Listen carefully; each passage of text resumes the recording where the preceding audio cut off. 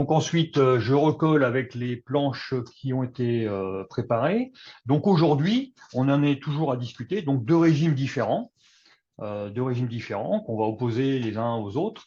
Euh, D'un côté, une mesure du temps de travail avec la possibilité. Alors, il y a des choses en commun quand même dans les deux systèmes. Donc il y a le régime horaire et le forfait jour. Alors les deux ont en commun, donc on va mesurer le temps de travail. C'est-à-dire que même avec le forfait jour, nous on a réussi à mettre dans l'accord que les gens qui sont au forfait jour, ils badgeront quand même en rentrant et en sortant. Donc quelque part, il y aura un compteur quelque part qui pourra être visible. Alors, visible par le salarié déjà, c'est important que les gens aient conscience du temps qui passe, mais aussi visible par la hiérarchie. Voilà. Ensuite, dans les deux cas, il y a la possibilité de travailler 10 heures par jour, sans préavis, Si je peux pour t'interrompre, l'instant. Bernard, je voulais coller avec une question qu'on a dans le chat. Est-ce légal de décompter le temps de travail des personnes au forfait jour? Alors, peut-être Agathe peut répondre par rapport à ça, parce qu'en fait, voilà. Alors, le décompte est obligatoire, mais le décompte est en jours. C'est ce que prévoit la loi. Le décompte se fait en jours. Le décompte en heures n'est pas prévu par la loi, mais rien n'empêche effectivement de l'introduire dans un accord. Toute la question, c'est comment il va se faire ce décompte. Parce qu'il faut pouvoir prouver, s'il y a un contrôle, notamment de l'inspection du travail, mais pas uniquement, si un salarié réclame le paiement de ses heures travaillées, il faut pouvoir prouver qu'on a bien fait le décompte. Voilà. Merci. Donc, je reprends. Donc, il y a la possibilité de travailler 10 heures par jour sans préavis, 12 heures avec dérogation. Et ensuite, donc, dans le projet d'accord, tel que c'est mis pour l'instant, que ce soit le télétravail, les missions ou les formations, la direction a décidé de prévoir que c'était des journées forfaitaires. Et aujourd'hui, on est censé travailler 7h48 par jour. Voilà. Donc, il n'y aura pas de pointage particulier dans aucun régime quand on est en dehors donc des sites de l'entreprise. Alors, pour le régime horaire, le contrat actuel, donc c'est ce qu'on a aujourd'hui, c'est les 39 heures par semaine, avec une modulation possible d'un côté ou de l'autre, en plus en moins. Et ça, c'est l'obligation légale, donc c'est ce qui a été dit tout à l'heure depuis 2000. Et le gros avantage, c'est que là, il n'y a plus d'heures perdues. On est sûr qu'on fait exactement nos 39 heures. Et par contre, ce qu'on dénonce depuis le début, c'est qu'on nous impose de travailler au minimum 6 heures par jour. Et ça, on considère que par rapport à ce qu'on laisse faire aujourd'hui on est actuellement un régime de laisser-passer permanent où on fait confiance aux gens et on les laisse s'organiser. Et ça, c'est vrai pour les cadres comme pour les non-cadres qui ont accepté de signer un avenant particulier. Donc, on ne voit pas pourquoi aujourd'hui, on leur imposerait maintenant de travailler 6 heures par jour à ceux qui ne choisiraient pas donc la formule du forfait jour. Et on a aussi obtenu donc la possibilité de récupérer 6 jours par an. Alors en fait, c'est 3 jours par semestre, mais bon, ça revient à la même chose. Donc ça, c'est plutôt positif. C'est-à-dire que si on a fait un peu plus d'heures, et bon, au moins on peut les récupérer. Ça, c'est une bonne chose. Pour ce qui est du forfait jour, donc on le rappelle, c'est pas du tout une obligation légale. Et donc là, comme ça t'est dit tout à l'heure aussi, il faut signer un avenant au contrat de travail. Et le décompte se fait, alors c'est moyennement clair, à l'ONERA, ça sera en demi-journée. Mais il faut savoir que dans la précédente version, il y avait encore 6 heures imposées aussi pour le forfait jour. Et ça, cette clause, nous, on l'a dénoncé en disant qu'il y avait des jurisprudences qui avaient dénoncé cette chose-là en disant que c'était pas légal. Et du coup, ça a été retiré du projet d'accord. Mais bon, on ne sait pas comment ça sera décompté. Donc, comme c'est dit tout à l'heure, il n'y a plus de référence horaire. C'est-à-dire qu'en principe, vraiment, on va compter en nombre de jours.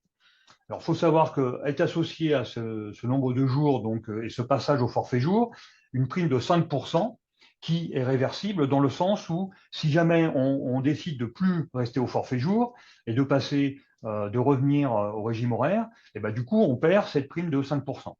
Bon, ce qui est normal.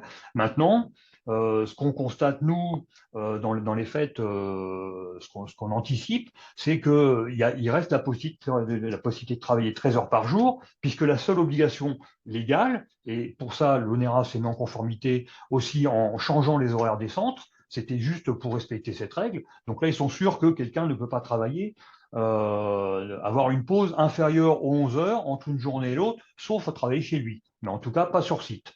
Voilà. Donc de ce côté-là, on s'est mis en conformité, mais même dans le projet d'accord, ce qui est rappelé, c'est que la vraie contrainte horaire, c'est un rappel de ce que dit l'Organisation mondiale de la santé, c'est que pour les gens qui travailleraient au de 55 heures par semaine ou plus, il y a un problème sur la santé. Donc, sous-entendu, quelque part, on vous rappelle ça, mais en fait, on voit bien qu'il n'y a pas de vrai garde-fou. C'est-à-dire que la hiérarchie pourrait informer qu'un de ses salariés travaille beaucoup, mais qu'est-ce qui est prévu pour ça? Il n'y a pas grand-chose. Il n'y a pas grand-chose. Et de même, il faut savoir qu'on peut travailler aussi quand on est au forfait jour. On peut demander de travailler un samedi ou un dimanche. Alors là, quand même, on récupère puisque c'est compté en nombre de jours. Et il peut y avoir une petite récupération si c'est un dimanche.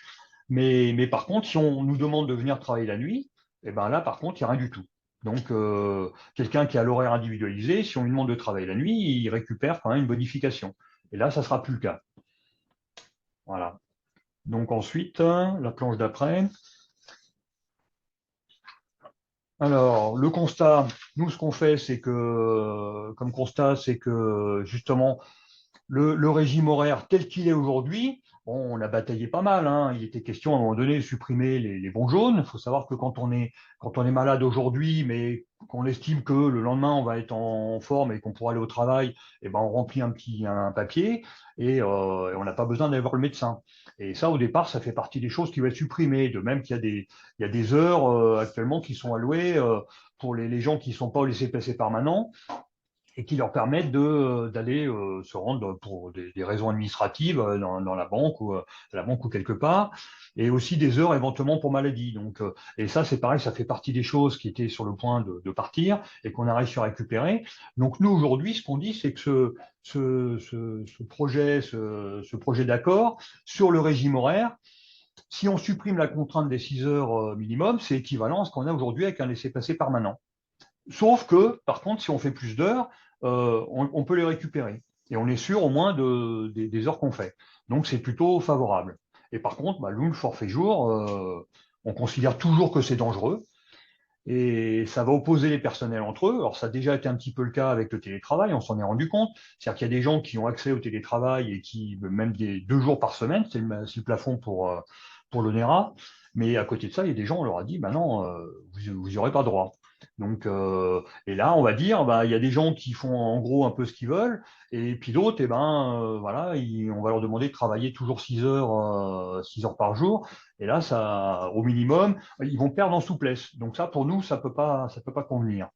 Ensuite, il y a un risque de dérive parce que en ce moment, on est dans la tournée du président qui fait le tour des centres et qui explique à tout le monde qu'il est très content, mais on le comprend, hein, c'est un peu le VRP de l'ONERA. Donc lui, il est là pour présenter le carnet de commande et dire voilà, l'ONERA a fait le plein de contrats, mais nous, ce qu'on voit, c'est que les effectifs, on est dans un organisme où les effectifs sont contraints, on ne peut pas faire ce qu'on veut, et même si récemment on a augmenté un petit peu avec l'apport de quelques CPOR, c'est des contrats officiellement CDI, mais des contrats de mission. Donc on sait que ça va s'arrêter, on ne peut pas se reposer que là-dessus. Et nous, notre peur, notre inquiétude, c'est qu'en fait, on demande aux gens, tu es au forfait jour, maintenant tu vas travailler à la tâche. C'est exactement ça. Donc avec les limites qu'on connaît, donc 13 heures maximum par jour, et on va opposer ça à celui qui fait son contrat aujourd'hui à 39 heures par semaine. Donc la prime de 5%, bon, on fait un petit calcul comptable comme ils savent faire à l'UGIT aussi, ça c'est assez simple. Donc on regarde, ça fait 2 heures de plus par semaine. Donc sous-entendu, est-ce qu'on va pas dire, tu as signé, donc au minimum, tu t'engages à faire 41 heures et non plus 39. Donc, et ça peut être à la fête, en fait, faire travailler les gens plus et du coup, peut-être moins se battre, ou en tout cas, on ne va pas augmenter les effectifs. Donc ça, c'est un danger. Ensuite, on s'inquiète aussi pour savoir s'il ne pourrait pas y avoir un impact au moment des entretiens annuels. Donc, il y a celui qui est au forfait jour et celui qui est au régime horaire. Et au moment des augmentations, est-ce que on risque pas de donner un peu plus à celui qui, quelque part, s'est engagé à travailler plus? Donc ça peut être un inconvénient. Et il faut savoir aussi que la semaine de Noël, on l'avait un peu annoncé nous, mais bon, on n'est pas forcément très fiers d'avoir eu raison à l'époque, mais toujours est-il qu'il y a eu une érosion. C'est-à-dire qu'on voit bien que nous, on pensait qu'au bout de 5 ans, le petit bonus qu'on a eu à l'époque pour 5 jours de travail en plus et 2,4% en moyenne pour les salariés, et en fait, on les a déjà perdus. Et on a peur que même en donnant 5% aujourd'hui, qu'est-ce que ça sera, les 5% dans 1 an, 2 ans, 3 ans. Voilà. Et ensuite, Et ensuite, on s'est aussi interrogé sur les modalités d'application. C'est-à-dire que pour l'instant, on n'a aucune précision, et on a posé la question, puisqu'on avait une réunion des délégués syndicaux centraux pas plus tard qu'avant-hier, avec le président de l'ONERA et donc la DRH et le secrétaire général. Et là, on nous dit, ça c'est prévu pour être mis en application au 1er janvier 2025, mais on n'a aucune idée aujourd'hui de comment on va l'appliquer.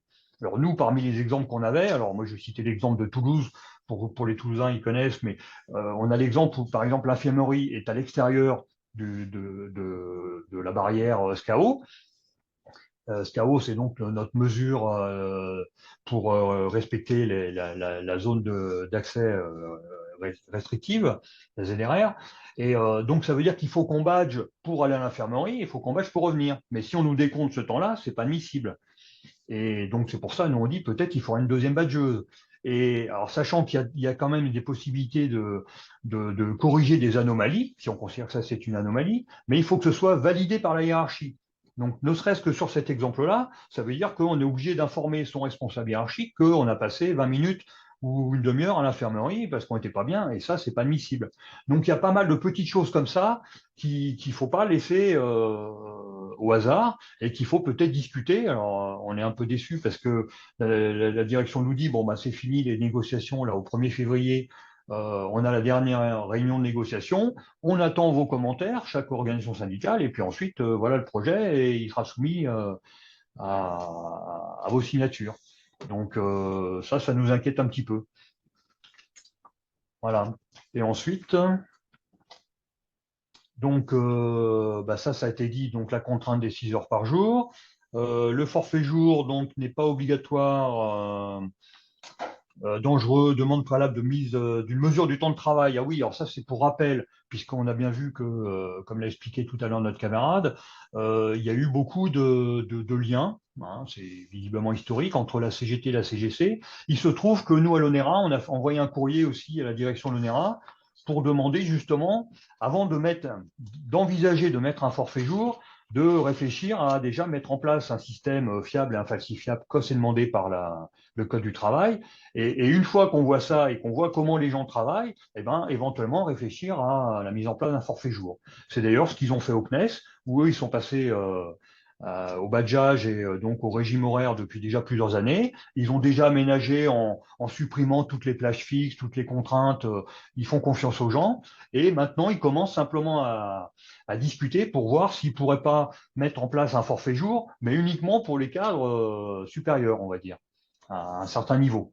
Voilà. Donc nous, vous l'aurez compris, la CGT ne veut pas de ce forfait jour.